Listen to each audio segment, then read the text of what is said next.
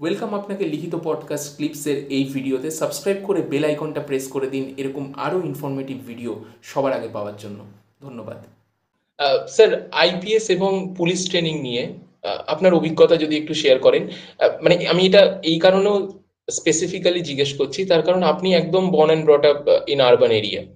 তো এরকম একটা জায়গা থেকে ওরকম একটা টাফ ট্রেনিং, তো কতটা নিজেকে মানে কোপ আপ করতে কতটা পরিশ্রম করতে হয়েছিল, একটু যদি স্যার শেয়ার করেন এটা।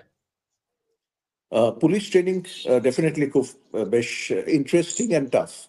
এবং ইনিশিয়ালি আমাদের হয়তো খুব একটা অনেকের পছন্দ হতো না যে এত রিগারাস ট্রেনিং, কিন্তু যেহেতু খেলাধুলো করেছি প্রচুর এবং জেনারেল ফিটনেস ভালোই ছিল, তা সত্ত্বেও আমাদের যথেষ্ট পরিশ্রম করতে হয়েছে আউটডোর অ্যাক্টিভিটিসে।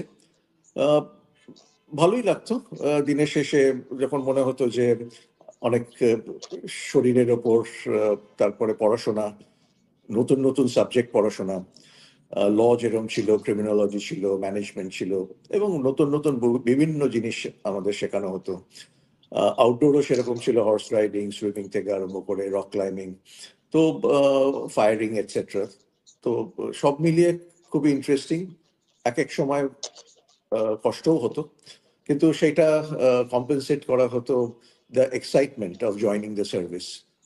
এবং সব থেকে বড় কথা হচ্ছে এই যে ট্রেনিং, এই যে প্যারেড গ্রাউন্ডে ড্রিল ইত্যাদি, এর মধ্যে দিয়ে যে টিম ওয়ার্ক এবং যে কনফিডেন্স বিল্ড আপ হয়েছিল, সেটা পরবর্তীকালে প্রায় 30-32 বছর আমাদের চাকরিতে এটা একটা খুব ইম্পর্টেন্ট জিনিস। ওই ট্রেনিং না করলে এই confidence of facing a mob of let's say 5,000 people, এই জিনিসগুলো কিন্তু আসতো না।